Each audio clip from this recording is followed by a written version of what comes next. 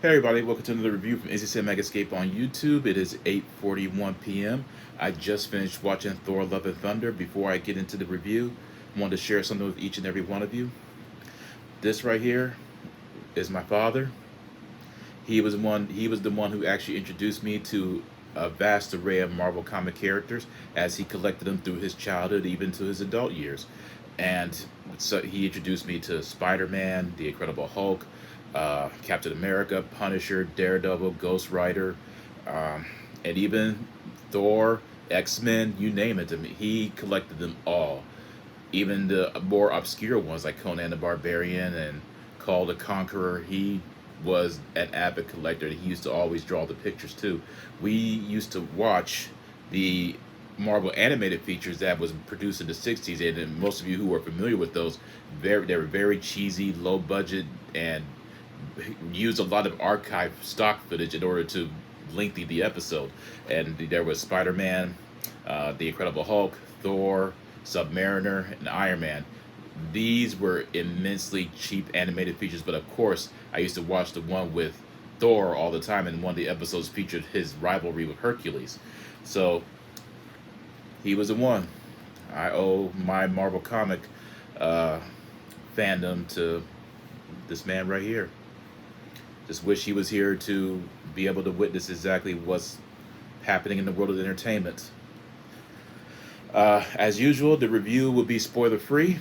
And I have to admit that when I first heard the reviews and read them as well pertaining to Thor: Love and Thunder, I was a bit hesitant, and even before, because I found myself experiencing a bit of a Marvel burnout, if you will, and which, ironically enough, it found its way into reinvigorating my love of Star Wars again. Interestingly enough, and that only happened because I was watching the Obi-Wan show and saw the lightsaber duel between him and Darth Vader, and I was like, wow, this is really cool. Again, let me go ahead and start collecting Star Wars material once more.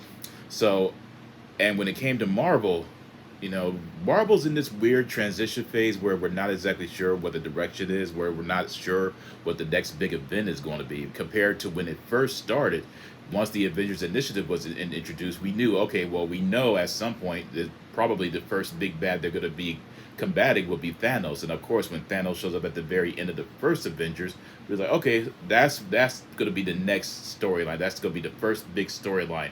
Once Infinity War Endgame ended, now we're left in this transition phase where we're not sure what's going to happen, especially since we don't have Captain America, we don't have Iron Man, we don't have any real true heavy hitters to lead the way into the new frontier when it comes to the Marvel Cinematic Universe, with the exception of Doctor Strange and Spider-Man and maybe even the Guardians of the Galaxy. But for example, I thought Black Widow was decent and good, but came too late. I didn't watch Shang-Chi. I didn't watch Eternals. I love Spider-Man No Way Home.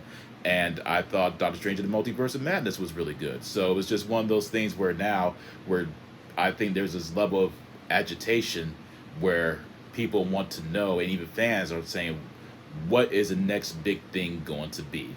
What is going to really make us charge forth into venturing into the next big threat that the Marvel Cinematic Universe is going to introduce to the fans and the general public? Having said that, Thor: Love and Thunder is a sequel to Thor Ragnarok and continuing with the Marvel Cinematic Universe into the next phase of whatever that may be. It was directed by Taika. I cannot pronounce his name, so please forgive me if I butcher, but Taika Waititi, I believe is how it's pronounced.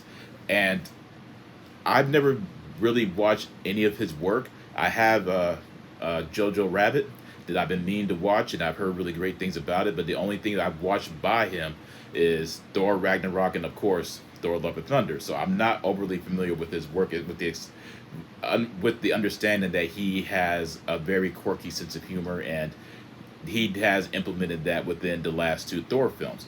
So when it comes to Thor: Love and Thunder, you have Thor, who is on this journey of self-discovery, and as he's venturing into this new realm of acceptance in as far as his existence is concerned, you have Jane Foster who returns, and then a new threat in the form of Gore the Butcher, who is played by Christian Bale.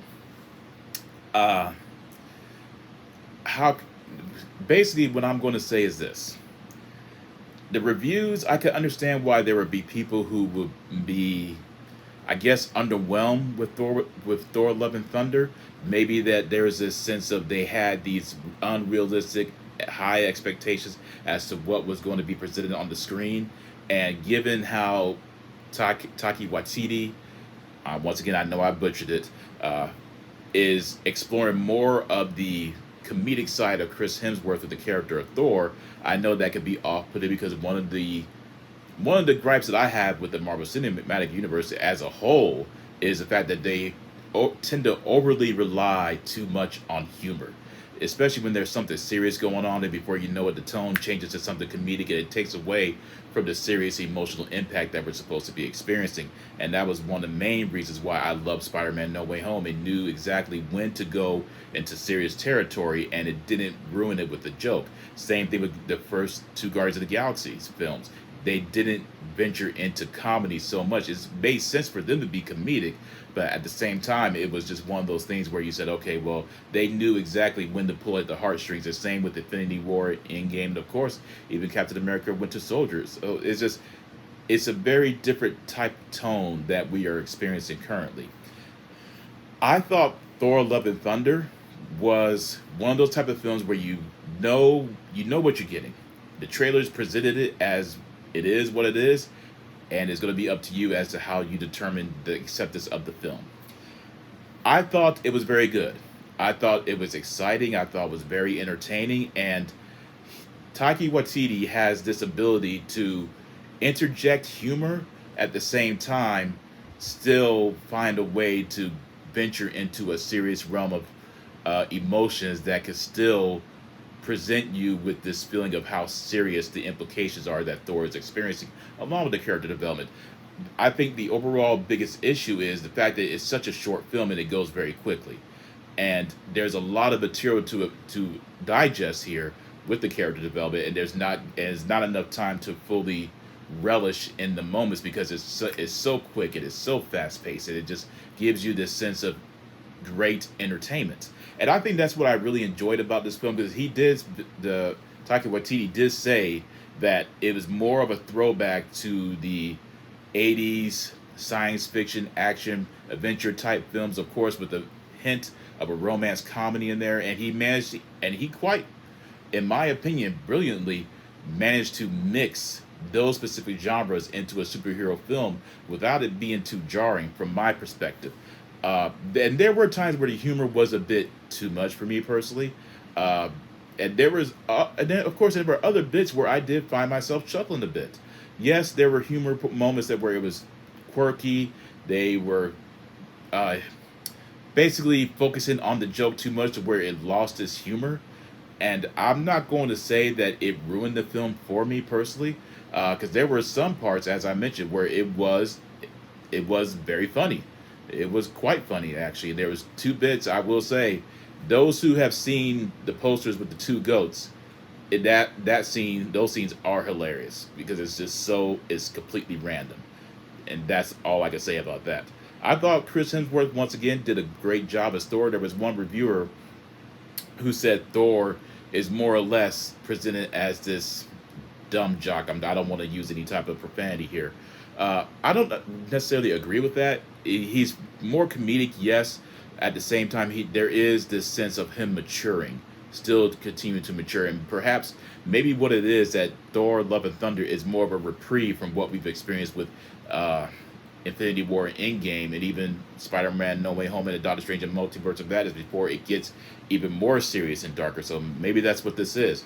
But it was definitely a nice tribute to the films that I grew up watching, because I can remember as a kid watching these over the top cheesy action films from the 70s and the 80s and the 90s with my father, and really enjoying them. And maybe that's how I was able to find myself fully escaping into this film, because it hit all the buttons for me that I was expecting, and I was not going in there expecting a Thor Ragnarok or a Infinity War Endgame. I think if anything, it's better than Thor Ragnarok.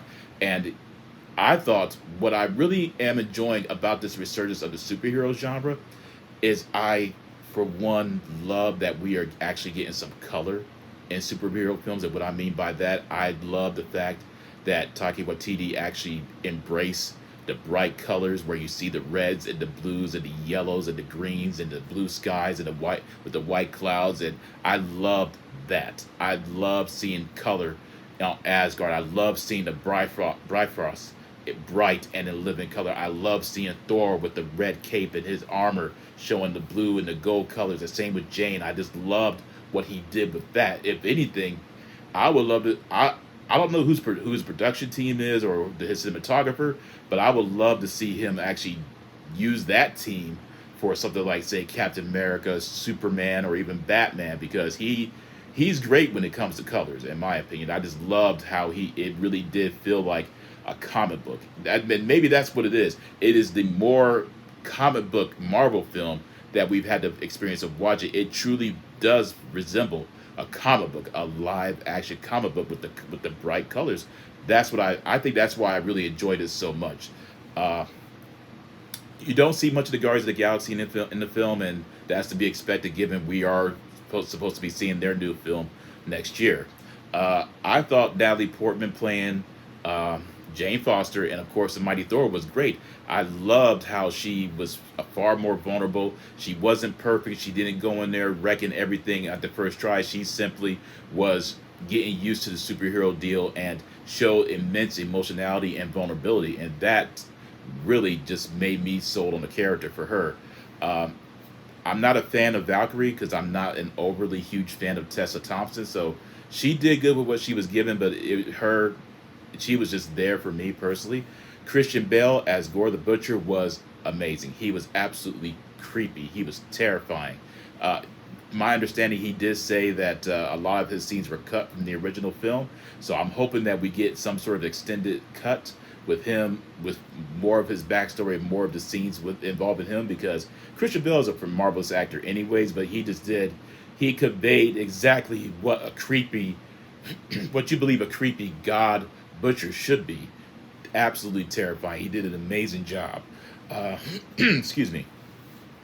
I also want to say I thought the action was filmed exponentially well too. It really, when I say it's very comic bookish, it was very comic bookish with the action and how the camera captured all these different visuals and the colors and the effects for Gore. I thought was very amazing when you see how it transitions from something that is bright and colorful and hopeful and more or less resembling what you believe a god atmosphere should look like, how it slowly transitions when comes into the picture, how it just turns into a very ominous, creepy black and white scenario. It was just Taki Waititi did an amazing job with that.